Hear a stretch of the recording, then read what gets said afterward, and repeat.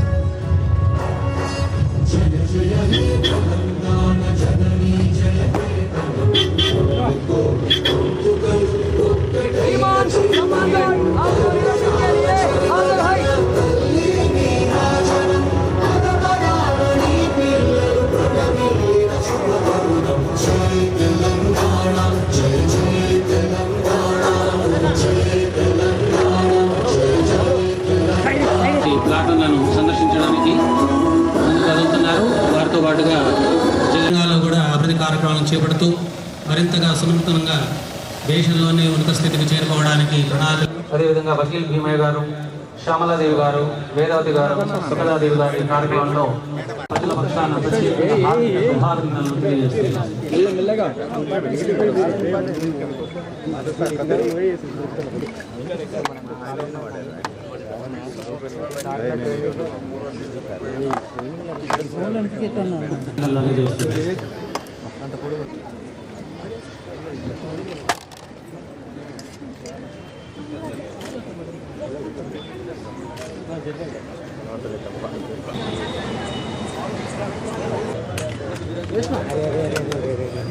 నేటి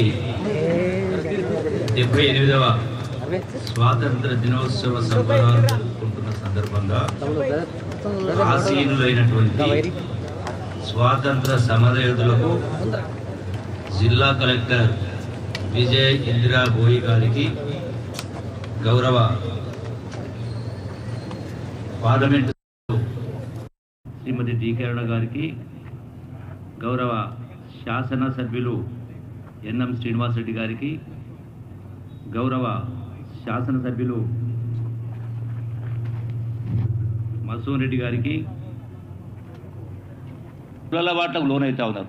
డ్రగ్స్ ఈ రాష్ట్రం గౌరవ ముఖ్యమంత్రి రేవంత్ రెడ్డి గారి నాయకత్వాన ఈ డ్రగ్స్ నివారణ కోసం, పెడదారిన పట్టేటువంటి వాళ్ళ కోసం, వీటిని నిర్మూలించడం కోసం పెద్ద ఎత్తున కార్యక్రమం చేపడతా ఉన్నాం. అయితే తల్లిదండ్రులు కూడా పిల్లల పట్ల, వాళ్ళ యొక్క నడవడి పట్ల ప్రతిరోజు ప్రతినిత్యం గమనించాలి.